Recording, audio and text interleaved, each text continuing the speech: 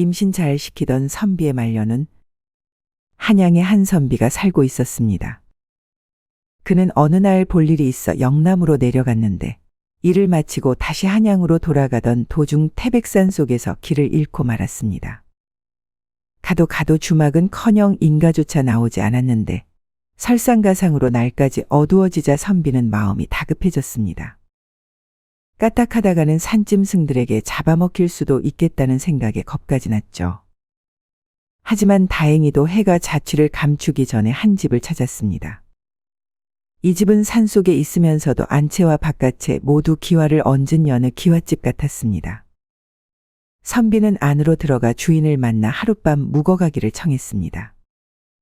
다행히도 주인은 흔쾌히 묵어가라고 하면서 정갈한 저녁밥까지 대접했습니다. 산길을 걸어 시장했던 선비는 앉아서 밥을 먹고 있었는데 주인은 나가지 않고 가만히 앉아 선비에게 말을 걸었습니다. 나이가 젊어 보이는데 결혼은 했소? 제 나이 아직 30은 안 됐지만 일찍 결혼하여 슬하에 자식이 10명이나 됩니다. 자식이 열이나 된다는 말에 주인은 놀라 물었습니다. 진정 10명이란 말이오? 대체 어떻게? 제 입으로 말하기는 그렇지만 부인과 운우지정을 나눌 때마다 아이가 생겨서 어느덧 10명이나 된 것입니다. 물론 아이들 때문에 사는 낙이 있지만 평소 가진 게 없고 처지도 어려운데 자식들만 방안을 꽉 채우고 있으니 이 또한 걱정입니다. 이 말을 들은 주인은 부러워하는 기색이 역력했습니다. 어찌하면 그런 복을 누린단 말이오? 이에 선비는 헛웃음을 지으며 말했습니다. 우환 중에서도 큰 우환이거늘 이걸 어찌 복이라고 하십니까? 주인은 한숨을 쉬었습니다. 내 나이 60이 넘었으나 여태까지 낳아 키우는 자식 하나 없다오. 그러니 쌓인 곡식이 만 섬이 된들 무슨 즐거움이 있겠소. 그 많은 곡식이 있는데도 같이 먹어줄 이가 없으니 무슨 소용이 있냔 말이오. 딱 하나만, 내게도 자식 딱 하나만 있다면 아침에 나물밥, 저녁에 죽으로 때우더라도 여한이 없을 것이오. 그러니 댁의 말을 듣고 어찌 부러운 마음이 안 생기겠소. 이튿날 선비는 주인에게 인사를 하고 떠나려고 했습니다. 그러자 주인은 그를 붙잡아 닭을 삶고 게를 잡아 거한 한상을 차렸습니다. 선비는 갈 길이 멀었으나 간만에 맛보는 기름진 음식에 일어나지 못했습니다. 그날 밤 주인은 주변을 다 물리치고는 선비를 데리고 협실로 들어가 조용히 말을 꺼냈습니다. 내가 간곡하게 청할 일이 있소. 나는 부잣집에서 나고 자라 백발인 지금까지도 배고픔이 뭔지 모르오. 이쯤이면 더 바랄 게 뭐가 있겠소만 그렇지 않다오. 자식 운이 이리 박하여 평생 자식 하나를 키워보지 못했소. 후사를 잇기 위해 널리 손을 써 첩과 측실도 많이 두었지만 소용이 없었지. 또한 기도도 해보고 의원에게 약도 써보며 지극정성을 쏟았소. 그런데 평소 자식을 잘 낳던 여자도 임신을 못하지 뭐요. 그렇게 시간이 흐르니 결국은 이렇게 외로운 신세가 되고야 말았소. 지금도 집에는 20살 안팎의 젊은 첩 셋을 두고 있지만 여전히 좋은 소식이 없구려. 이젠 남의 자식이라도 좋으니 한 번만 아버지 소리를 들을 수 있다면 죽어도 여한이 없을 듯하오. 합방만 하면 아이를 가진다는 당신의 말을 듣고 이런 바람이 생겼소. 당신의 손을 빌려 회임시켰으면 하는데 어떻소? 나 대신 자식을 만들어 줄 수 있겠소? 선비는 깜짝 놀라며 거절하기 바빴습니다. 이 무슨 말씀이십니까? 남녀 사이의 구별은 예로부터 중요한 덕목입니다. 남편 있는 여자와 간통하는 것은 법으로도 엄격히 금하지 않습니까? 일생 서로 모르는 사이에도 그런 마음을 품어서는 안 되거늘 하룻밤 죽에게 정의를 나눈 사이에 어찌 이런 말씀을 입에 올리십니까? 객주집에 산 것 아내라도 그래서는 안 되는데 하물며 양반의 별실이라니요. 하지만 주인도 물러서지 않았습니다. 저들은 옷만 비싼 것을 걸쳤을 뿐 태생은 천한 사람들이요. 더군다나 내가 먼저 얘기를 꺼냈으니 조금도 꺼릴 것 없잖소. 밤이 이렇게 깊고 인적도 없으니 나중에 자식을 낳아도 누가 이 사실을 알겠소? 내 말은 진정해서 우러나왔으니 추호도 꾸미거나 속이는 일은 없을 거요. 제발 이 늙은이의 신세를 불쌍히 여겨 억지로라도 따라주시오. 자식 없는 불쌍한 늙은이가 아들 얻는 기쁨을 누린다면 살아생전 그 은혜를 어찌 다 갚겠소? 손님은 적선하는 일이고 나에겐 무궁한 은혜이니 양쪽 다 이보다 좋은 일이 없을 거요. 한데 어째서 이리 고사하는 거요? 주인의 말에 선비는 한참을 생각해 보았습니다. 저 양반이 저렇게 간청하니 내가 몰래 간통하는 것과는 분명 다르지. 게다가 저희는 정말 사무쳐서 저러고 있으니 달리 염려할 부분도 없고 인사치레로 두세 번 거절하긴 했으나 남녀 사이에 정욕이야 누군들 없겠는가. 이렇게 따져보고는 마침내 허락했습니다. 도리로 따지자면 절대로 불가하나 주인 어른의 청이 이토록 간절하시니 말씀대로 해보겠소. 하지만 제 마음은 여전히 불편하기 짝이 없습니다. 이에 주인은 감격하여 연신 두 손을 모으고 고마워했습니다. 이제 당신 덕으로 아버지 소리를 듣게 되었구려. 주인은 안으로 들어가 첩들에게 자초지종을 얘기했습니다. 이리하여 사흘밤 동안 새 첩실이 돌아가며 선비와 잠자리를 같이 했죠. 첩실들도 꼭 아들을 낳을 수 있겠다는 확신의 선비의 이름자와 사는 데를 여쭈어 마음에 새겨두었습니다. 선비는 이렇게 사흘을 더 묵고는 주인과 작별했습니다. 이때 주인이 선물을 많이 챙겨주었으나 선비는 짐이 무겁다며 고사하고 그 길로 산속에서 나와 한양 집으로 돌아갔습니다. 선비는 돌아온 뒤에 생계 잇기가 전보다 더 어려워졌습니다. 많은 자식에다가 며느리들과 손자들까지 합치면 식구가 30명이 넘었습니다. 집은 허름하고도 좁아 편히 무릎 하나 펴지 못할 지경이었습니다. 그리하여 선비는 하는 수 없이 아들들을 분가시켜 처가살이하게 하고 자기 부부와 큰아들 내외만 함께 살았습니다. 이렇게 어언 20년이 지나갔습니다. 어느 날 선비가 마당에 한가롭게 앉아 있는데 처음 보는 젊은이 3명이 준말을 끌고 가뿐한 걸음으로 나란히 오고 있었습니다. 이들은 선비의 집으로 들어와 마루로 올라서더니 넙죽 절을 올렸습니다. 입은 옷이 화려했고 행동거지가 단정하면서도 우아했기에 선비는 황당해하며 연유를 물었습니다. 객들은 어디서 왔소? 전에 한 번도 뵌 적이 없는 듯한데 말이오. 새 젊은이는 사정을 아뢰었습니다. 저희는 다름 아닌 생원 어른의 아들입니다. 어른께서는 20년 전 태백산 산속에서 있었던 일을 기억하시는지요? 저희는 모두 그날 밤에 생긴 자식들입니다. 다 같은 달에 태어났는데 날짜만 조금 차이가 있을 뿐입니다. 올해 모두 19살이고요. 소싯적에는 노인장의 아들인 줄로만 알았다가 10살 남짓이 되었을 때 모친께서 말씀해 주어 그제야 어른의 자식이라는 사실을 알았습니다.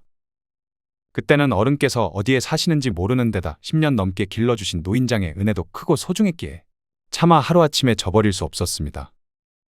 저희는 노인장이 별세하시고 나면 친부께 돌아가 모시려고 마음먹었지요. 그리고 재작년 2월에 노인장께선 81세로 병 없이 돌아가셨습니다. 정성껏 관에 모시고 염을 한 다음 길지를 택해 상례에 따라 묘를 썼습니다. 그리고 3년상을 치러 길러주신 은혜에 보답하고자 했습니다. 후에 저희는 모친께서 기억하는 함자와 거주지를 참고하여 이렇게 찾아온 것입니다. 늦었지만 이제야 아버님을 뵙고 절을 올리게 되네요. 자신의 아들이라는 말에 선비의 눈이 휘둥그레졌습니다. 그리고 그때의 일이 어젯밤 일처럼 선명하게 떠올랐습니다. 이들의 얼굴을 뜯어보니 과연 자기와 빼닮아 있었죠. 너희를 키워주신 어머니는 모두 다 무탈하시더냐? 세 아들이 각각 모친들도 무탈하다고 알려주었습니다. 그러고는 집안을 훑어보더니 말을 꺼냈습니다. 대충 보아도 아버님 집안 형편이 정말 말이 아닌 듯합니다. 그러더니 행랑에서 돈 몇 양을 꺼내 머슴에게 주면서 쌀과 뗄나무를 사오고 조석거리도 장만토록 했습니다. 그리고 그날 밤 세 아들이 조용히 아뢰었습니다. 아버님은 춘추가 많으시고 형님들 역시 진작 학업을 그만두었으니 벼슬살이는 기대할 수 없을 듯합니다. 그뿐만 아니라 송곳 하나 꽂을 땅도 없어 가을거지는 엄두도 못 내지요. 빈손에 땅도 없이 어떻게 살아가겠습니까? 그러니 이곳에서 가난함을 벗삼아 살지 마시고 저희와 같이 낙향하시어 함께 여생을 보내시는 것이 어떠신지요? 나 역시 낙향할 생각이 있다만 그곳에 농사지을 땅도 묵을 집도 없는데 어쩌겠느냐? 저희를 키워주신 노인장은 수만 양의 재산을 가진 부자였습니다. 돌아가시고 나서 다른 친족도 없어 전 재산이 저희 차지가 되었지요. 여기 집을 정리하고 식구들이 다 내려가도 아무 근심 없이 편안하게 지낼 수 있습니다. 그 말에 선비는 미소를 지었습니다. 그렇다면야 뭘 거리겠느냐? 당장 채비를 해서 내일이라도 출발하자꾸나. 이리하여 말과 가마를 세내어 나를 잡아 낙향 길에 올랐습니다. 선비는 아들들 집에 도착하여 새 첩실과 새 며느리를 만났습니다. 그와 부인은 큰 집에 들어가 살고 새 아들은 각자 모친을 모시고 이웃한 집에 나누어 거처 있습니다. 선비는 곧 처가살이하던 원래 아들들도 차례차례 내려오게 하여 재물을 나누어 주고 같이 살았습니다. 그리하니 앞뒤 좌우로 딸린 집이 수십 호나 되었죠. 선비는 정실 말고도 새 첩실의 집을 돌아가면서 들러 옛 인연을 이어나갔습니다. 그리하니 늦은 나이에 얻은 늦둥이들의 재롱의 날이 가는지도 몰랐습니다. 그렇게 선비는 늦은 나이에 식구들과 재물을 얻어 평생을 호의호식하며 살았습니다. 물론 살면서 자신에게 큰 복을 가져다 준 노인에 대한 제사를 거르는 일은 단 한 번도 없었다고 합니다. 자신의 아내와 정을 통한 사내를 용서한 남편. 예전 억수라는 사내가 있었습니다. 그는 어느 날 사냥에 나갔다가 우연히 집채만한 호랑이를 만나 사투 끝에 잡고야 말았습니다. 그리고 잡은 호랑이 가죽을 벗겨 등에 짊어진 채 집으로 향하고 있었습니다. 한데 갑자기 검은 구름이 이는가 싶더니 소낙비가 퍼붓기 시작했습니다. 이거 큰일 났는데. 억수는 혼잣말로 중얼거리며 미간을 찌푸렸습니다. 그는 날이 길 때까지 어디 쉬어갈 곳은 없나 둘러보았지만 이미 산을 다 내려온 허벌판, 바위 하나 없었습니다. 그가 살던 시대는 사만 시절 서기 108년으로 마한, 변한, 진안이라고 불리는 부족 소국들이 한반도에 정착하고 있을 때였습니다. 억수는 지리산 기슭 100여 리를 차지하고 있던 우두머리 장수의 아들이었고 그는 장차 부친의 뒤를 이어 훌륭한 장수가 되고자 했습니다. 때문에 이렇게 날마다 사냥으로 힘과 기술을 닦고 기르는 중이었죠. 그리고 마침내 커다란 호랑이를 잡아 아버지께 인정받아 후계자 자리를 굳건히 할 참이었건만 날씨가 도와주지 않아 애가 탔습니다. 그는 난처해 하며 부지런히 걸음을 재촉하여 민가 서너시 모여 사는 마을에 겨우 당도했습니다. 마침 저녁 때라 마을 곳곳에서는 고기 굽는 냄새가 흘러나왔는데 억수는 마침 시장하던 참이라 냄새가 몹시 구수하게 느껴졌죠. 억수는 그중 한 집의 살인문을 밀면서 소리쳤습니다. 주인장! 그러자 부엌에서 한 여인이 나왔습니다. 나이는 갓 20살쯤 되었을까. 반짝이는 두 눈과 불구스레한 볼, 치렁치렁한 검은 머리를 한 어여쁜 여인이었습니다. 억수는 보자마자 잠시 정신을 잃을 정도였죠. 어디 사는 뉘시길래 이 집에 찾아오신 건가요? 그제야 억수는 겨우 정신을 가다듬으며 말했습니다. 먼 산에 사냥을 갔다가 돌아가는 길인데 도중에 비를 만난 데다가 날은 저물고 시장기도 심해서 잠시 머물러 갔으면 하는 중이요. 그는 그러면서 등에 짊어진 호랑이 가죽을 보여줬습니다. 억수가 이렇게 말하자 여인은 잠시 머뭇거리며 말했습니다. 바깥 양반은 산 넘어 사시는 아버님이 편찮으셔서 간호하러 갔기 때문에 여러 날 동안이나 저 혼자 지내는지라 외간 남자를 드리기가 그렇습니다만. 여인은 살짝 눈웃음을 치며 다시 말을 이어갔습니다. 그렇지만 이렇게 날도 저물고 비가 쏟아지는데 어찌 모른 척 하겠습니까? 잠깐 들어오셔서 옷이라도 말리고 가세요. 억수는 그 눈웃음에 홀려 불현듯 솟아오른 욕정을 억누르려고 무진 애를 썼습니다. 그리고 여인과 가까이 하면 크게 불길한 일이 있을 것만 같은 예감이 들었습니다. 그래서 그만 집에서 물러나려 했는데 여인이 옷만 말리고 가라 하니 잠시만 머물다 떠날 생각에 안으로 들어갔습니다. 억수가 방 안에서 젖은 옷을 말리고 있는 동안 여인이 저녁상을 차려 들어왔습니다. 산촌의 오두막답지 않게 제법 풍족한 반찬의 솜씨도 좋았죠. 그는 두둑하게 담은 밥 한 그릇을 후딱 비웠습니다. 알지도 못하는 길손이 이렇게 후한 대접을 받았으니 이 은혜를 어떻게 갚아야 할지 모르겠소. 변변치 못한 것이지만 오늘의 후대를 치사하는 뜻에서 두고 가리다. 저녁을 먹고 나서 억수는 그날 잡은 호랑이 가죽을 내놓고 일어서려 했습니다. 그러자 여인은 덥석 억수의 손목을 잡아 끌며 말했습니다. 좀 더 쉬시다 가시지 그렇게 급히 일어나시면 어찌합니까? 여인의 말소리엔 원망하는 투조차 섞여 있었습니다. 억수는 한창 들끓는 나이였기에 부드러운 여자의 살결을 느끼자 젊은 피가 용솟음 쳤습니다. 억수의 손목은 어느덧 여인의 어깨를 어루만졌고 여인은 그의 허리에 매달렸습니다. 그리고 둘은 그만 자리에 쓰러져 버렸죠. 이때 창밖에서 한 남자가 두 사람의 동정을 엿보고 있었는데 그는 방에서 불이 꺼지는 것을 보자마자 산속으로 걸음을 재촉했습니다. 남자가 향해 간 곳은 산 너머 마을 부친의 병구안을 하고 있는 남편의 집이었습니다. 여보게 바위. 자네 집에 큰 변이 났네. 어서 빨리 가보게. 남자는 바로 이웃집 사는 친구였습니다. 바위가 집을 떠날 때 아내에게 무슨 일이 있거든 기별해달라고 당부했었던 것이었죠. 바위는 돌아와 친구는 자신의 집으로 돌려보냈습니다. 그리고 지푸라기를 둘둘 말아 불을 붙여 들고는 방문을 박차고 뛰어들어갔죠. 방 안에 뛰어들어 보니 아내는 알몸이 되어 낯선 남자 품에 안겨 있는 것이 아니겠습니까? 그러다가 둘은 그가 들어오자 기겁을 하면서 옷도 입지 못하고 방 한구석으로 피해 서서 오들오들 떨기만 했습니다. 아내가 미색에 출중한 대신 남달리 경망하고 음탕한 데가 있어 남 모르는 사내들에게 힐끔힐끔 추파를 던지는 것을 알고는 있었지만 이리 직접 눈으로 보니 죽이고 싶은 마음뿐이었습니다. 바위는 무서운 눈초리로 두 남녀를 번갈아 노려보았습니다. 당장에 두 연놈들을 때려 죽이고 싶은 마음뿐이었죠. 하지만 그는 그러한 격정을 꾹 눌렀습니다. 사람을 번갈아 훑어보던 바위는 억수에게 날카롭게 시선을 던지며 비로소 소리쳤습니다. 네 이놈! 어떤 놈이길래 남의 집에 뛰어들어 유부녀를 농락한단 말이냐?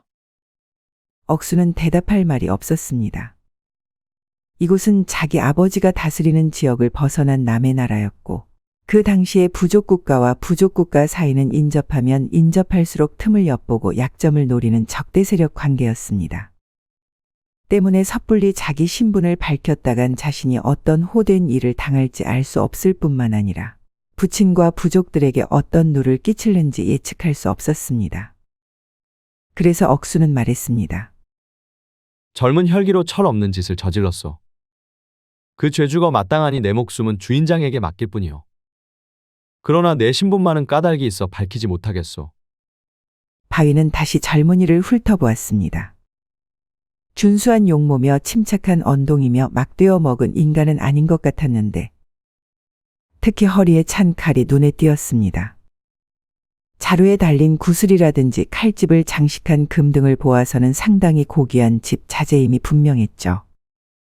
신분을 밝히지 않는다면 내가 내 손에 죽었을 때 시체를 어디로 보내겠느냐? 산골짝 아무데나 버려두시구려. 범이나 늑대가 어련히 처리하겠소. 너의 가족들이 몹시 염려할 게 아니냐? 바위는 다시 이렇게 물어보았습니다. 사냥 나왔던 기린이 실수해서 범에게 잡혀간 것으로 짐작할 것이요. 남의 일같이 담담하기까지 한 억수의 성품이 바위는 마음에 들었습니다. 하지만 겉으로는 노기를 띄운 채하며 이번에는 자기 아내를 향해 소리쳤습니다. 내 죄를 말할 것 같으면 당장 밟아 죽여도 시원치 않지만 내 먼 길을 달려와서 몹시 목이 마르다. 우선 술상이나 보아오너라. 아내는 오들오들 떨면서 부엌에 나가 억수와 같이 먹고 남은 술과 고기를 차려가지고 들어왔습니다. 한 잔 따르거라. 아내는 남편에게 술을 따랐고 바위는 그것을 단숨에 들이켰습니다. 그러고는 잔을 억수에게 쑥 내밀었습니다. 장차 죽을 몸이지만 이 술이나 한 잔 들고 죽어라. 사람을 앞에 놓고 혼자 먹자니 술맛이 떨어지는구나. 단단히 마음을 정한 억수는 서슴지 않고 바위가 주는 술을 받아 마셨습니다. 술잔이 몇 차례 더 오고 갔습니다. 술 기운이 거나하게 돌자 바위는 벌떡 일어났습니다. 그러고는 고기를 꿰어 먹던 칼을 번쩍 들며 말했습니다. 내 죄로 말할 것 같으면 이 칼 아래 목이 달아나야 마땅하다. 그렇지만 앞길이 구만리 같은 내 인생이 가엾어서 특별히 목숨만은 살려주겠다. 바위는 이 젊은이를 죽이고 나면 결과가 어떠할지 혼자 속으로 생각했습니다. 분명 아내가 낯선 남자와 동침했다는 것이 만천하에 폭로된다면 사나이로서의 창피는 말할 나위도 없고 본의 아니게 아내 역시 죽여버리거나 쫓아낼 수밖에 없을 것이 분명했습니다. 그런데 바위는 아직도 어여쁜 아내에게 미련을 가지고 있었기에 그러고 싶지 않았던 것이었습니다. 또한 저 젊은이의 행색을 보니 녹록지 않은 집 자제임이 틀림없는데 만약 그런 자를 죽인다면 장차 어떤 화를 입게 될지 모를 일이었습니다. 목숨만은 살려줄 테니 냉큼 이 집을 떠나라. 이 집뿐이 아니다. 아예 이 근처엔 올신도 말아라. 볼라치 없소이다. 후일 때가 오면 주인장의 너그러운 은혜를 잊지 않고 꼭 갚겠소이다. 어여쁜 주인 여자에겐 시선도 보내지 않고 억수는 공손히 치사하고 급히 그 집을 몰래 나왔습니다. 바위는 다음날 친구에게 이날 밤에 있었던 일을 아무에게도 이야기하지 말라 당부했습니다. 그리고 이 일 이후로 그의 아내도 깊이 뉘우치고 다시는 부정한 짓을 하지 않았죠. 한편 목숨을 겨우 건진 억수는 몇 년 안가 아버지가 세상을 떠나자 여러 사람의 청거를 받아 장수의 자리에 앉았습니다. 그리고 차차 이웃 나라들을 합쳐서 마침내 남방에선 가장 강력한 국가를 만들었습니다. 그 집의 세력에는 일찍이 억수가 실수를 하고 큰 화를 당할 뻔했던 바위의 마을도 있었죠. 그러던 어느 날이었습니다. 이놈이 우리 아버지를 살해했습니다. 엄하신 처벌이 있으시기 바랍니다. 마을 사람이 치를 떨며 억수를 찾아왔습니다. 억수는 백성들이 억울하게 죽는 일이 없도록 사형에 해당하는 죄인은 몸소 국문하도록 정했는데 마침 자신의 아버지가 억울하게 살해당했다며 한 사람이 찾아온 것이었죠. 어쩌다 사람을 죽였는가? 고개를 들어라. 억수는 부드러우면서도 위험 있는 음성으로 말했습니다. 그러자 죄인은 조심조심 고개를 들었죠. 그 죄인의 얼굴을 똑바로 보자 억수는 하마터면 소리를 지를 뻔했습니다. 그 죄인은 다름 아닌 바위였습니다. 지난날 젊은 혈기로 실수를 하고 맞아 죽을 죄를 지은 자신을 너그러이 용서해 주느님 말이죠. 동요하려던 안색을 겨우 누르고 억수는 바위에게 물어보았습니다. 사람을 죽였다면 반드시 피치 못할 까닭이 있을 게다. 어려워 말고 그 곡절을 자세히 말해 보아라. 바위는 조용히 고개를 들었지만 억수를 알아보지 못하는 것 같았습니다. 사냥을 하다가 그만 화살이 빗나가서 뜻하지 않게 이분의 아버님을 해치고 말았습니다. 사냥을 하다가 화살이 빗나갔다. 억수는 지그시 눈을 감고 생각에 잠기더니 이번에는 아버지가 살해당했다고 바위를 끌고 온 마을 사람을 향해 말했습니다. 내 직접 가서 시체를 보아야 죄의 경중을 가리겠는데 갑자기 어지럼증이 나서 몸이 편치 않으니 오늘 저녁은 쉬고 내일 아침 일찍 가보겠다. 그동안 시체는 아무도 손대지 못하도록 해라. 마을 사람이 물러간 후 억수는 바위를 일단 옥에 가두고 은밀히 부하한 사람을 불렀습니다. 오늘 밤 남몰래 그 집에 숨어 들어가서 시체를 훔쳐다가 깊은 물속에 던져버리고 빈관 속에는 시체 대신 큰 개 한 마리를 넣어 두어라. 날이 밝자 억수는 수행원들을 데리고 그 마을로 향했습니다.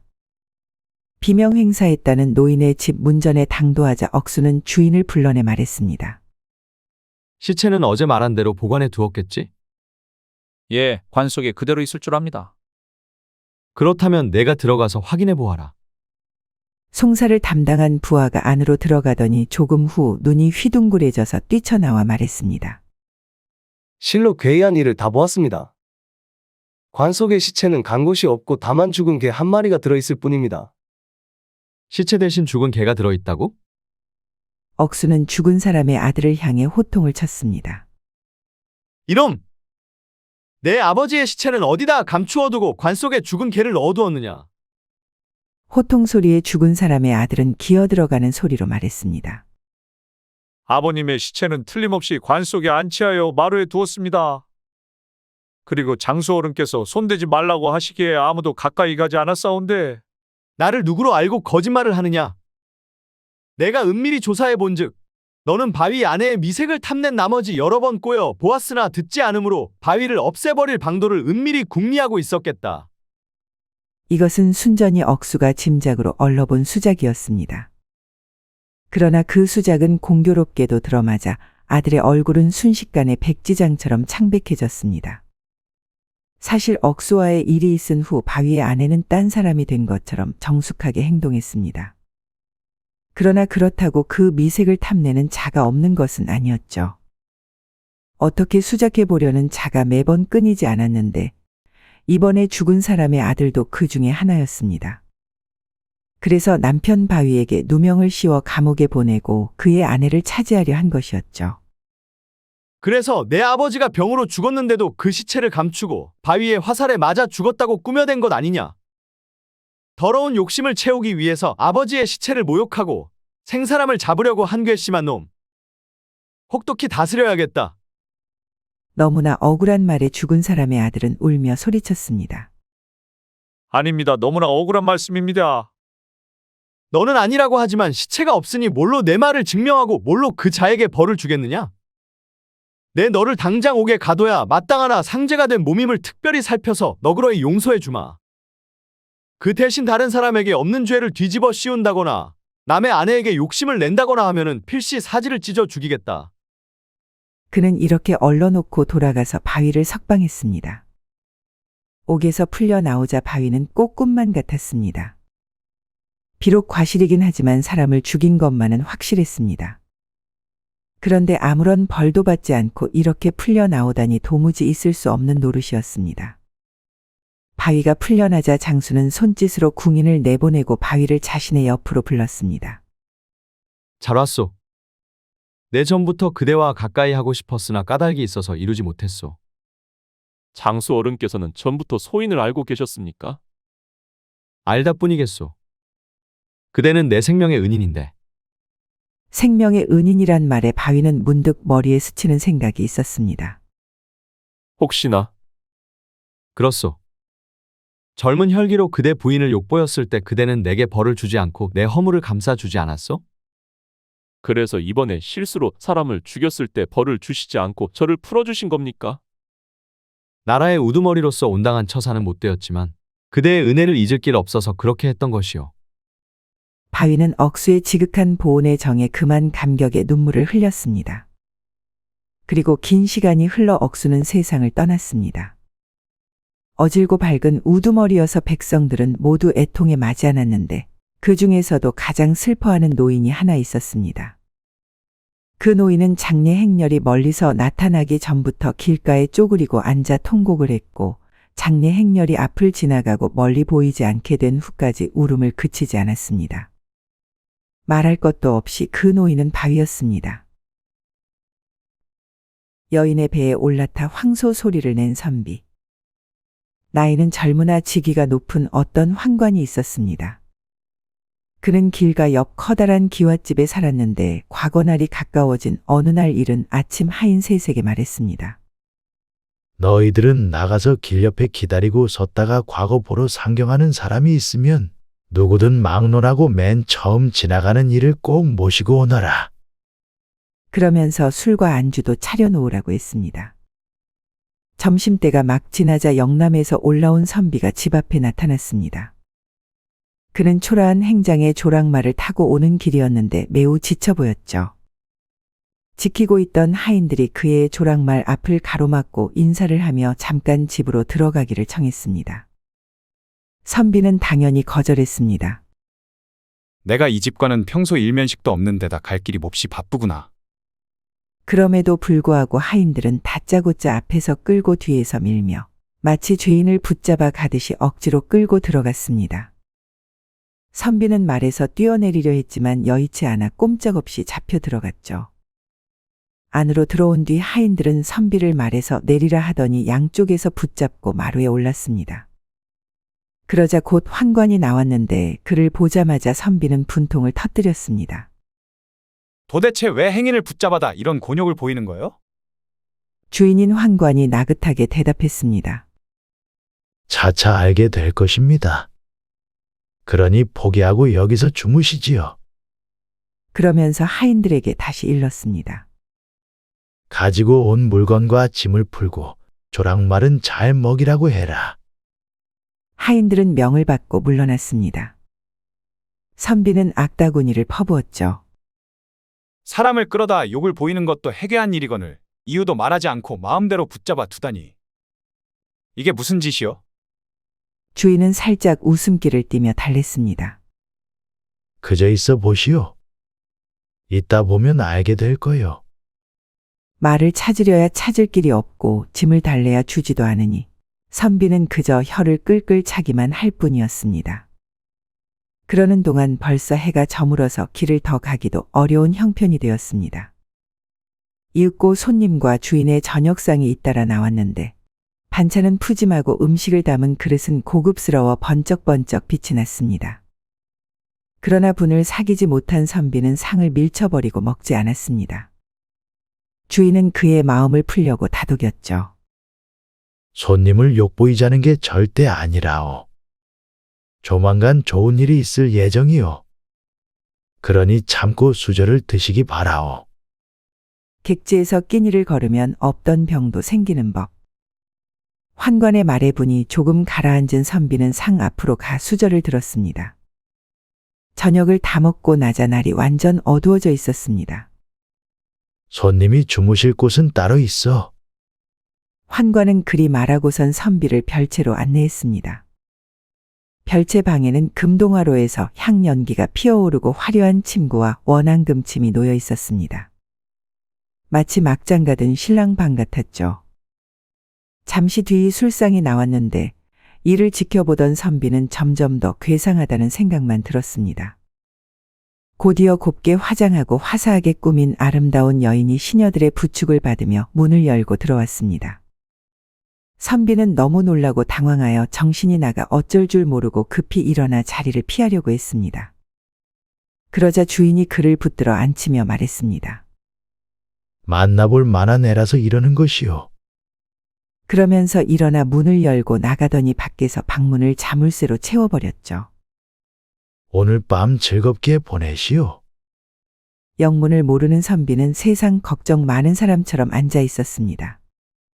촛불은 꺼져가고 밤은 깊어 사방이 조용했습니다. 구름 같은 머리에 옷 같은 살결, 살짝 부끄러움을 띤 채 앉아있는 여인의 자태는 정말 아름다웠습니다.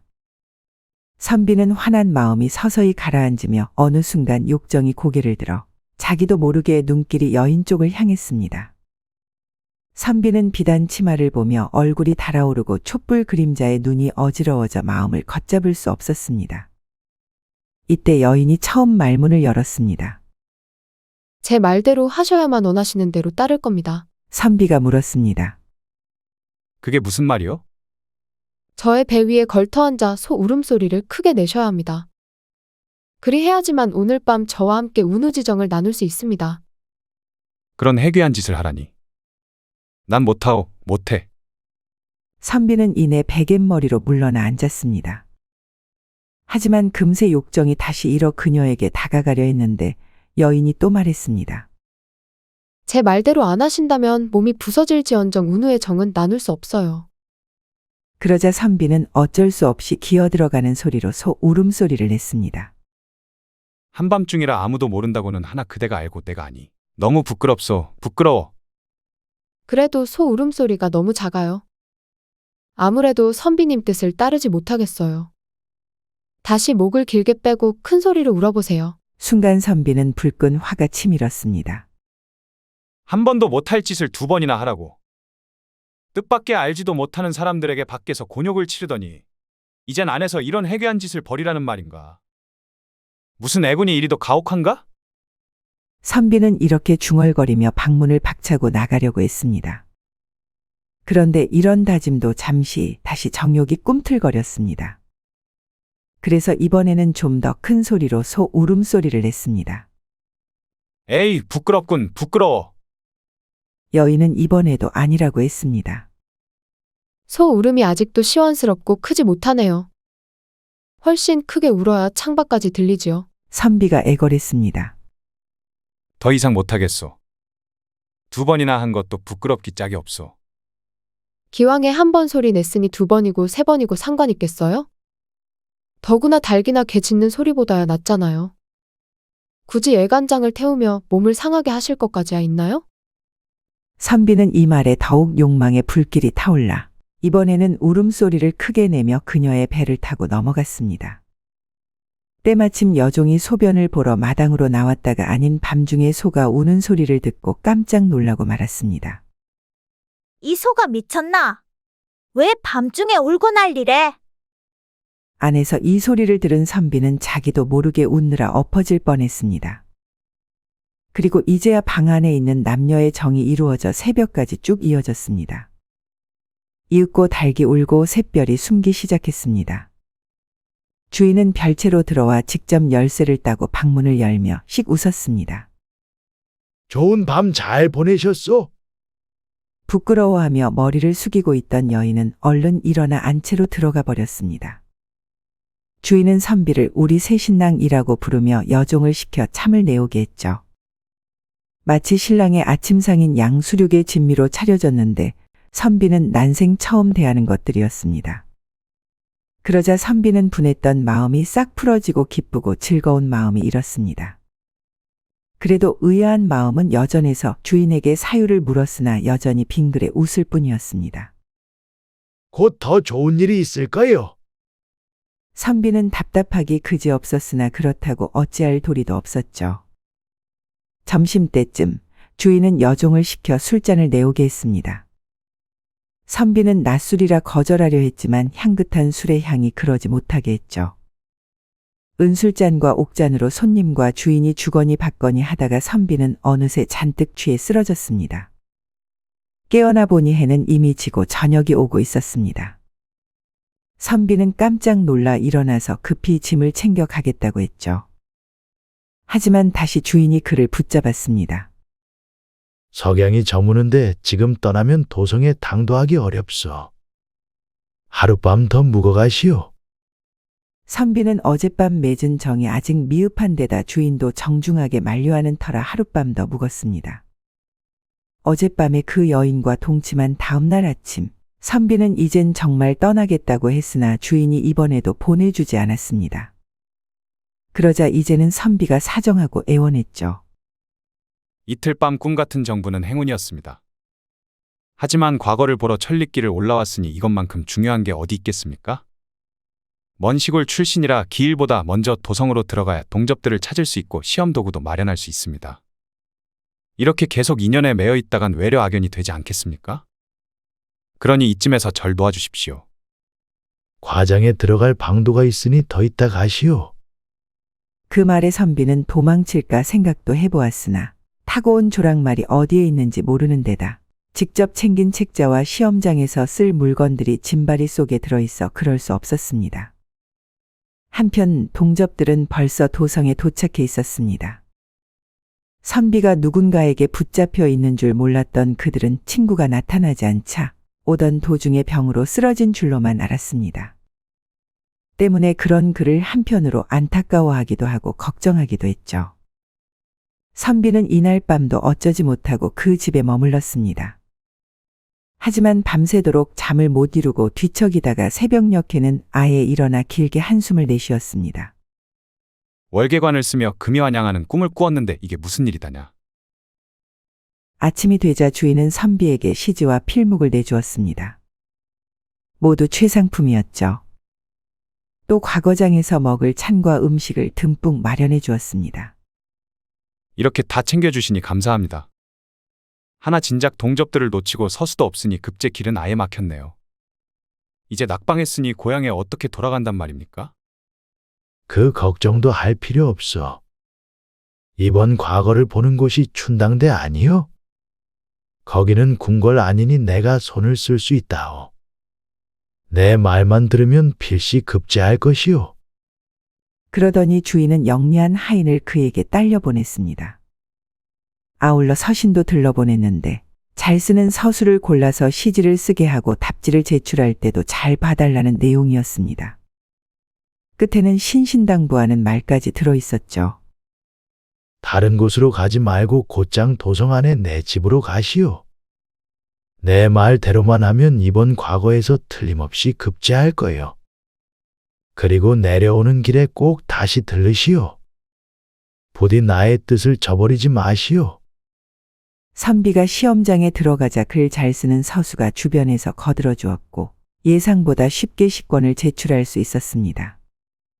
그리고 마침내 방이 붙었는데 선비는 높은 순위로 합격자 사이에 이름을 올렸습니다. 그는 3일 육가를 마치고 바로 환관의 집으로 향했습니다. 주인은 이 사실을 미리 알고 주안상을 푸짐하게 차려놓고 기다리고 있었죠. 마침내 선비가 집으로 들어오자 주인은 반갑게 맞이하며 말했습니다. 저 아이는 본래 양갓집의 딸로 가난하고 의지할 데 없어 내가 데려다 우리 집에 살게 했다오. 바탕이 훌륭하고 재주와 솜씨도 있는데 속절없이 규방 안에서 나이만 들어가고 있는 게 항상 안쓰러웠어. 지난번 저 아이의 꿈에 황소 한 마리가 자기 배에 걸터 앉았다가 용으로 변해 승천했다지 뭐요. 내가 이런 몸이 아니었다면 아들을 낳고 과거에 합격하는 꿈이다 싶었소. 이제 이승에서는 이를 이룰 수 없으니 참으로 난망했다오. 그래서 하는 수 없이 귀한 손님을 모셔다가 이런 호사를 누리게 한 것이오. 저희가 그대와 잠자리를 함께 했으니 데려가는 게 좋겠어. 이제야 자초지종을 알게 된 선비는 난감해했습니다. 성인은 감사하지만 지금 내려가는 길에 어찌 경황 없이 데려갈 수 있겠습니까? 네, 벌써 떠날 준비를 마치고 가마에 태워놓았소. 결국 이들은 문 앞에서 작별했습니다. 떠날 때 살림도구나 화장품 등도 다 딸려 보냈죠. 졸지의 선비는 과거에 급제하고 아름다운 부인까지 얻어서 고향으로 돌아왔습니다. 그러니 고향 사람들 가운데 축하하지 않는 이가 없었죠. 시간이 흐르고 훗날 선비가 환관집을 다시 찾았습니다. 그런데 주인은 쓸쓸한 표정으로 이러는 것이었죠. 저희가 전날에 맺은 정이 있다지만 저는 내시이고 나리는 높은 관리입니다. 이제부터는 왕래를 끊는 게 좋겠습니다. 훗날 황천에서나 다시 만났으면 합니다. 그러고는 그 뒤로 소식을 영영 끊어버렸다고 합니다. 자신의 옷을 뺏어간 강도의 아내를 뺏은 선비. 예전 강원도 홍천에 박수덕이라는 호라비가 있었습니다. 가난한 농사꾼의 아들로 태어나 농사를 천직으로 생각했던 그는 상처한 후로 다시 장가를 들지 못하자 농사에는 마음을 붙이지 못하고 외지로 돌아다니며 행상을 하는데 재미를 붙였습니다. 그래서 전국 팔도를 돌아다니며 친구를 사귀고 여색을 가까이 하는 것으로 세월을 보내고 있었죠. 어느 해 대보름날 저녁이었습니다. 박서방은 이날 중령 고개 밑에 다다라 아는 주막집에 들러서 대보름 막걸리 대접을 받고는 날이 저물었으니 자고 가라는 주인의 만류를 뿌리치고 고집을 부리다시피 하며 길을 떠났습니다. 빨리 고개를 넘어 정을 통하고 있는 여인을 만나보고 싶은 마음에서였습니다. 그것이 지금 뭘 하고 있을까? 그녀에 대한 생각만이 머릿속에 어린 채로 어두운 밤길을 용감하게 올라가던 박서방은 갑자기 들려오는 굵은 남자 목소리에 머리가 쭈뼛섰습니다. 오밤중에 어딜 그리 급히 가십니까? 이 소리와 함께 그의 앞길을 막아서는 사내가 풀숲에서 나왔습니다. 딱 봐도 산적이 틀림없었죠. 누구십니까? 딱 보면 모르겠느냐? 내 목숨 값을 받으러 온 사람이지. 흉기를 들고 위협하는 사내에게 박서방은 갖고 다니는 돈과 물건들을 모두 내어줄 수밖에 없었습니다. 조금 있으면 날씨가 추워지니 옷 한 벌은 더 있어야겠는데. 박서방은 놀라 입을 열었습니다. 날이 제발 입고 있는 옷만은. 말이 많다. 어서 빨리 벗지 못하겠느냐? 별 수 없이 박서방은 입고 있던 옷마저 벗어주고 말았습니다. 몽땅 다 빼앗기고 알몸만 남은 상황이었죠. 사내는 겁에 질리고 추위에 지쳐 오들오들 떨고 있는 박서방을 남겨둔 채 고개 저편으로 사라져갔습니다. 몽땅 털려버린 박서방은 그래도 목숨만 남은 것을 다행으로 여기며 안도의 한숨을 내쉬었습니다. 그러다 추운 것도 추운 것이지만 벌거벗은 몸으로 누굴 만나기라도 하면 이게 무슨 망신이냐라는 생각에 사람들이 안 다니는 후미진 비탈길로 접어들었습니다. 그가 춥고 떨리는 것을 참으면서 10리쯤이나 숲속을 더듬어 내려갔을 때였습니다. 나무로 엉성하게 지은 판자집을 발견한 것이었죠. 이런 곳에 인가가 다 있다니. 어쨌든 헌누더기 조각이라도 얻어 몸을 가려야겠다. 박서방은 이런 생각으로 집의 문을 두드렸습니다. 여보시오, 여보시오. 몇 번을 거듭 부르자 희미한 달빛 아래 미모가 뛰어난 젊은 여인이 나왔습니다.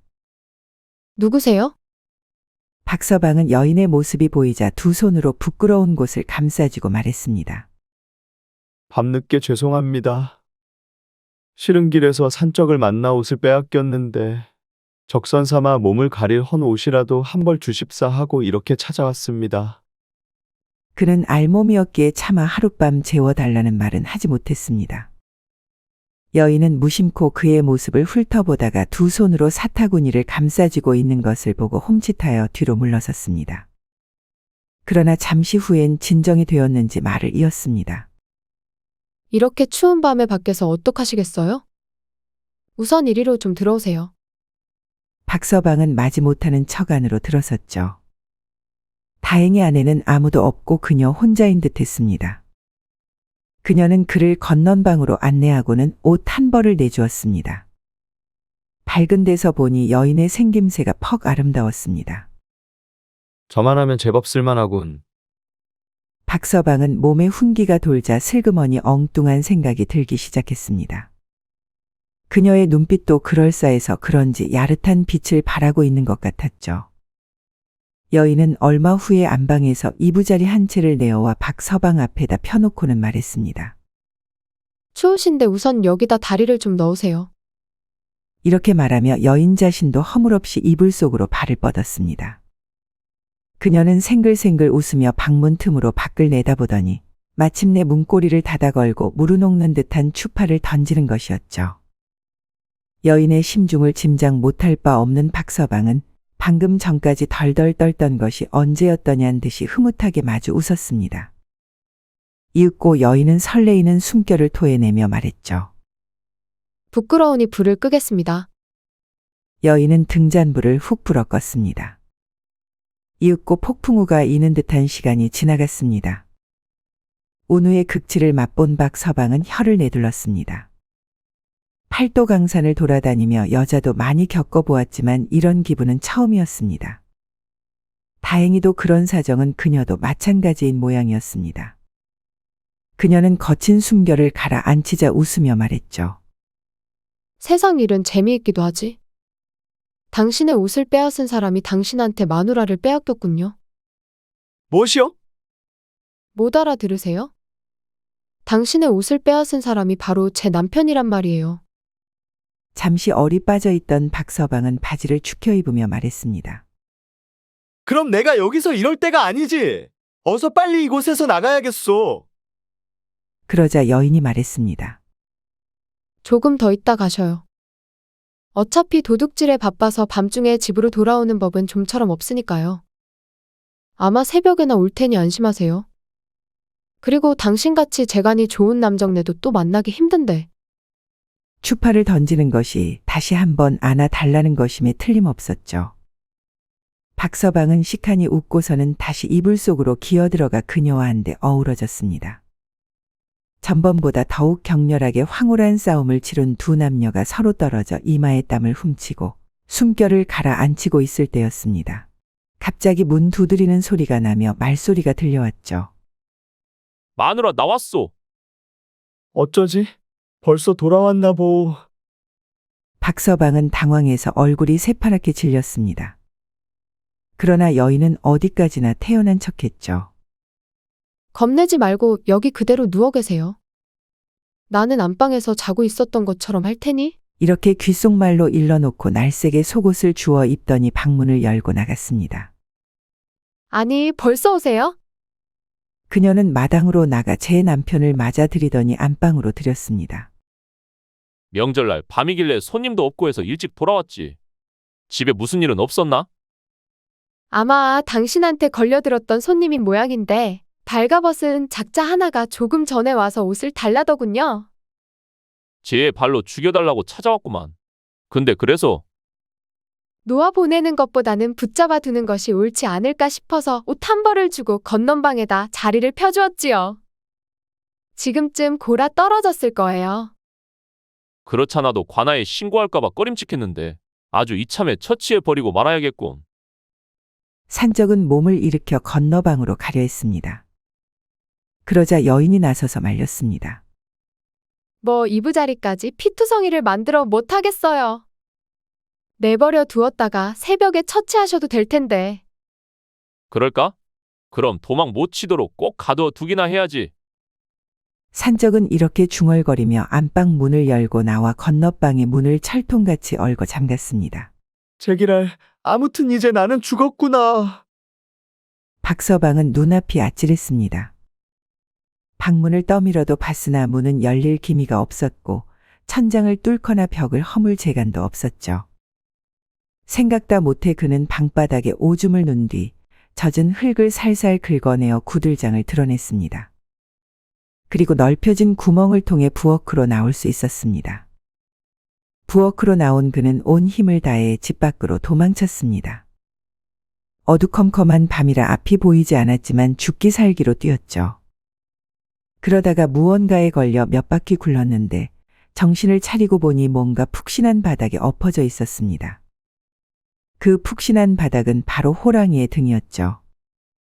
그는 비명도 지르지 못하고 순간 정신을 잃었습니다. 그리고 시간이 흘러 눈을 떠보니 어느 구멍 뚫린 바위 옆에서 호랑이 새끼들이 달려나오고 있는 모습이 눈에 들어왔죠. 이번에야말로 살아날 길이 없다고 생각한 박서방은 체념했습니다. 그런데 그때 뜻하지 않은 일이 벌어졌죠. 마을 쪽에서 징이나 꽹과리를 두들기는 소리가 들렸는데 큰 호랑이는 그 소리를 듣고는 어디론가 날듯이 뛰어가는 것이었습니다. 그러자 새끼들만이 달려들어 그의 잔등을 박박 긁어 대기 시작했는데 발톱으로 악착스럽게 살을 찢어내며 피를 빨아먹는 것이었습니다. 호랑이에게 물려가도 정신만은 바짝 차리면 된다는 생각에 박서방은 마침내 정신을 가다듬고 두 주먹을 불끈 쥔 뒤에 후다닥 일어섰습니다. 요놈의 호랑이 새끼들이! 그는 호랑이 새끼들을 발길로 마구 차넘겼습니다. 손으로 붙잡아 바윗돌에 메어치기도 했죠. 갓난 새끼들이니 찍찍거리며 이리저리 몰리다가 얼마 안 가 한 마리도 남지 않고 모두 뻗어버렸습니다. 여기까지는 좋았으나 뒷일이 걱정이었습니다. 어미 호랑이가 돌아오면 분명 새끼들이 죽어있는 모습을 보고 박서방을 가만 놔두지 않을 것이 뻔했기 때문이었죠. 그는 바위 구멍 밑에 서 있는 높직한 소나무 위로 기어 올라갔습니다. 맨 꼭대기에 앉아 내려다보니 아니나 다를까 호랑이가 시근덕거리며 돌아왔는데 사람은 없어지고 새끼들만 죽어있는 것을 보고는 포효를 하며 날뛰었죠. 그 위세가 보통이 아니었습니다. 마침내 호랑이는 나무 꼭대기 위에 있는 박서방을 발견했습니다. 그러자 더욱 길길이 날뛰며 나무에 뛰어오르려 하였죠. 하지만 다행히도 꽁무니의 발톱 끝이 닿을 듯 말 듯 한치의 차이를 두고 아슬아슬하게 빗나갔습니다. 그러다가 얼추 동이 틀 무렵이나 되어서야 슬그머니 뛰는 것을 멈추었습니다. 호랑이는 바윗돌과 나무동치 사이에 곤두 서 있기만 할 뿐이었습니다. 이상하다. 어째서 저렇게 꼼짝도 않고 있을까? 박서방은 살금살금 나무를 내려가기 시작했습니다. 땅에 내려섰으나 호랑이는 역시 꼼짝도 하지 않았죠. 호랑이가 제 풀에 죽다니. 뭔 이런 일이 다 있다냐. 호랑이는 밤새도록 날뛰어 기진 맥진한 끝에 운 나쁘게 바위와 나무둥치 사이의 창끝처럼 뾰족한 등걸에 배때기를 찔렸을 뿐더러 또한 몸뚱이 전체가 바위와 나무 틈에 끼어 숨도 못 쉬고 내장까지 터져 죽어버린 것이었습니다. 밤새도록 울부짖던 호랑이의 포효 소리가 가라앉자 아랫 마을 사람들이 웬일인가 하여 산으로 올라왔습니다. 박서방은 새끼들에게 찢긴 등어리에 피가 멈추지 않아 피투성이었죠. 그러나 아무렇지도 않다는 듯이 큼직한 호랑이를 타고 앉아 있었습니다. 아니 저 사내가 호랑이를 맨손으로 때려 잡았구만. 사람들은 왁자하니 몰려들어 막 서방을 빙 둘러쌌습니다. 대단한 장사요, 장사. 어떻게 맨손으로 호랑이를 때려 잡는단 말이오. 뭐 어쩌다 보니까 그렇게 됐습니다.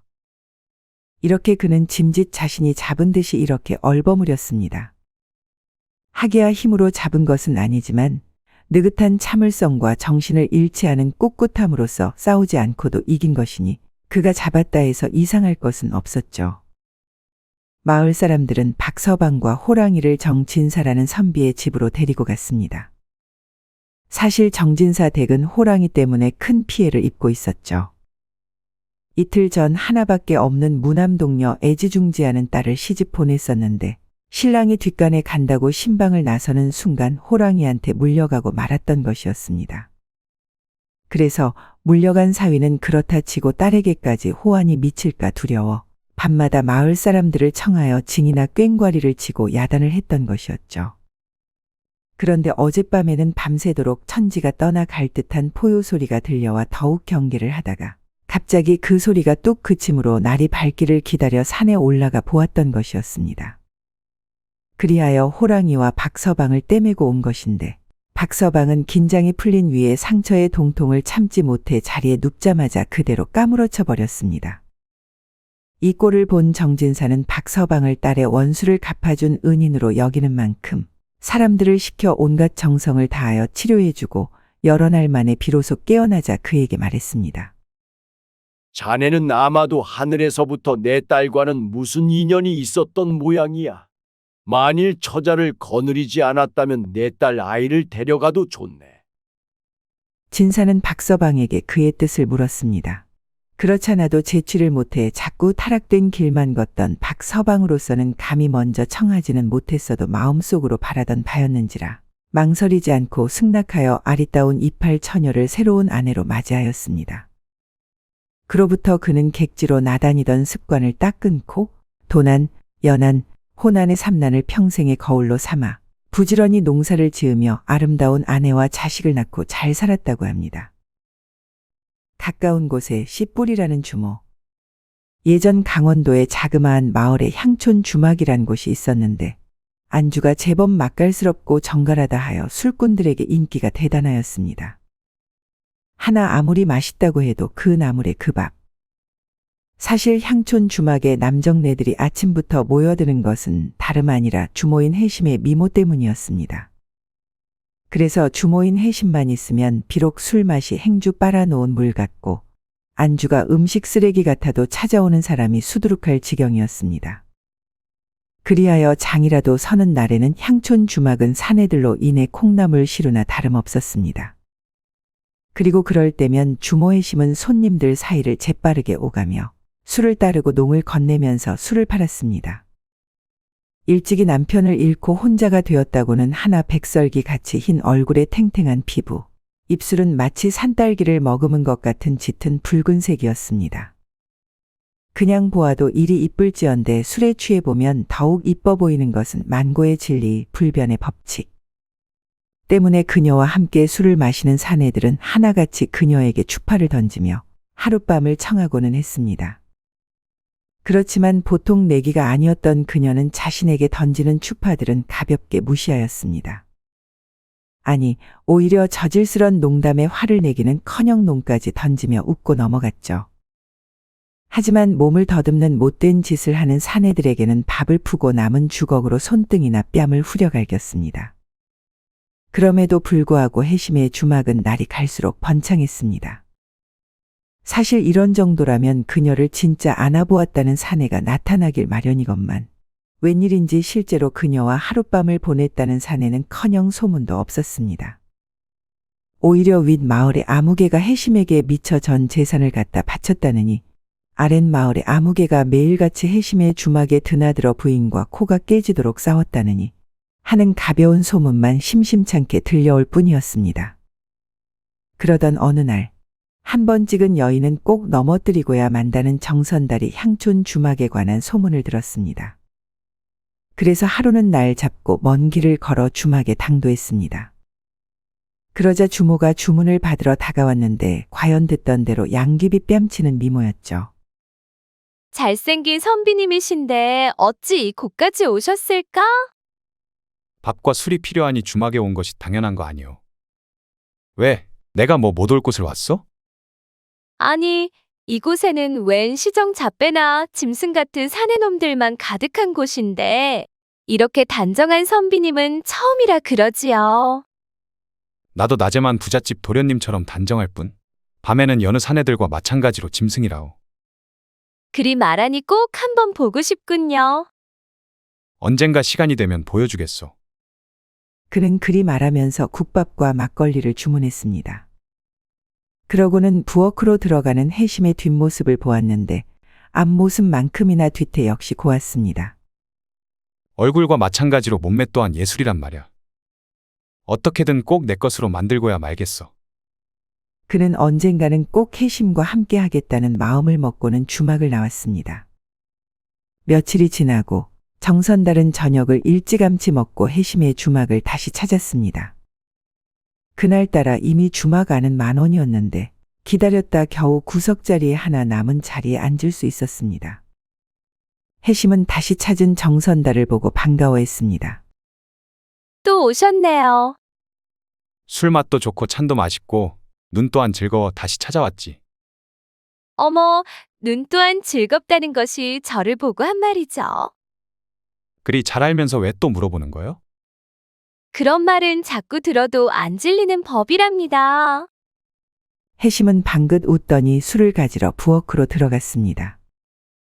곧이어 술이 나왔고 정선달은 나온 술을 천천히 들이키며 술꾼들 사이를 분주히 옮겨다니는 혜심을 살피는데 여념이 없었습니다. 갓 피어난 봉오리처럼 싱싱한 얼굴에 엷은 홍조를 띤 볼, 검은 눈은 더욱 까맣게 깊고 행주치마로 졸라맨 허리는 한아름에 꽉 찰 듯하였죠.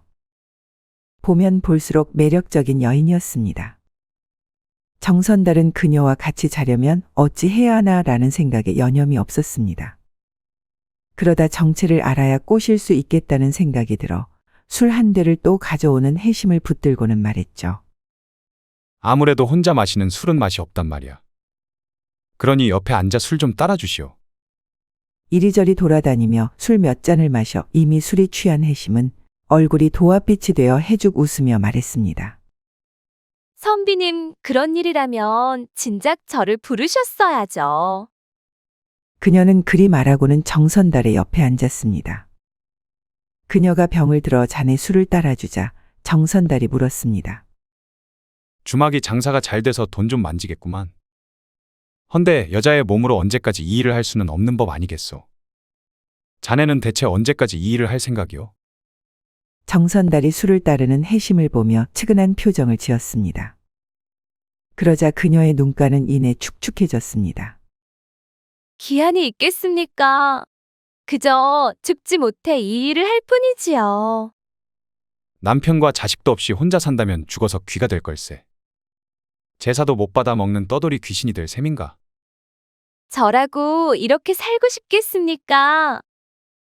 팔자가 기구에 작년에 남편을 떠나보내고 자식도 없이 혼자 살고 있는데 어디 떡두꺼비 같은 아들이나 하나 있었으면 좋겠습니다.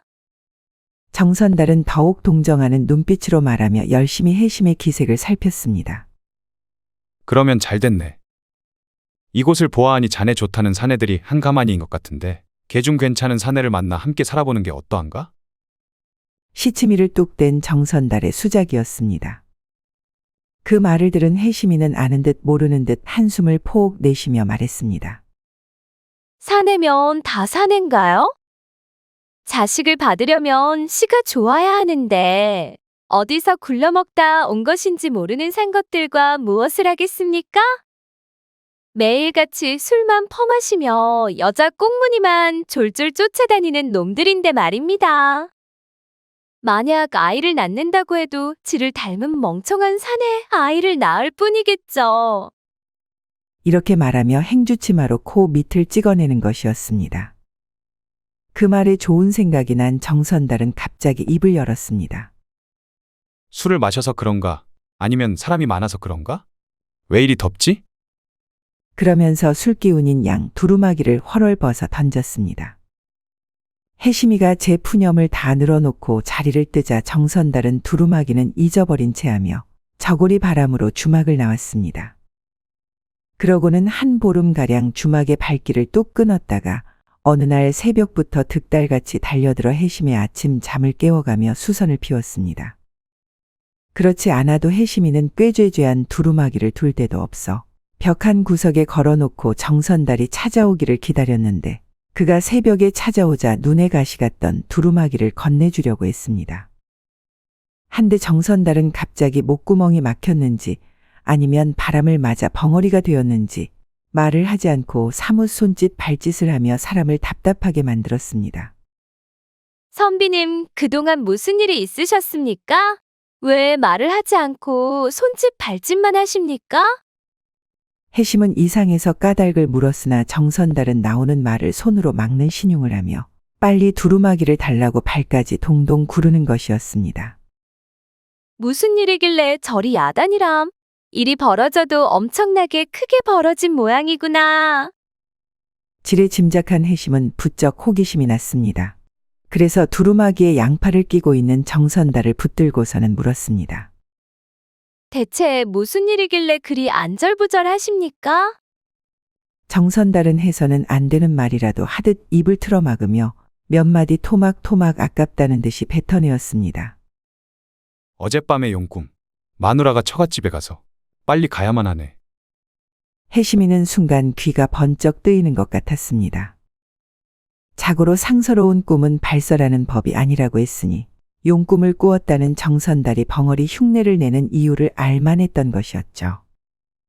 반벙어리의 말처럼 말 허리가 잘라져 잘 알아들을 수는 없었으나 대강 어젯밤에 용꿈을 꾸어 처가에 있는 아내를 데리러 가는 중이라는 것을 알았습니다. 왜냐하면 용꿈은 인재를 얻을 태몽 때문에 아내를 데려와 합방해서 아이를 만들려고 한다는 것을 알 수 있었죠. 순간 해심이는 가슴이 달아올랐습니다. 어느새 다 입고 허둥대며 나가는 정선달을 해심이는 제면 불구하고 뛰어나가 그 소매를 붙들었습니다. 왜 이러시오? 아니, 잠시만 있어 보시오. 해심이는 그리 말하며 정선달을 붙잡았습니다. 그리고 심부름하는 아이에게 오늘 주막은 닫으니 살인문을 닫고 찾아오는 손님들은 모두 돌려보내라고 일렀습니다. 정선달은 가뜩이나 바쁜 사람을 왜 이리 잡아채느냐는 듯 큰 팔짓으로 소매를 뿌리치고 다시 걸어나갔습니다. 그러자 해심이는 나가는 정선달을 다시 붙들며 다급히 말했습니다.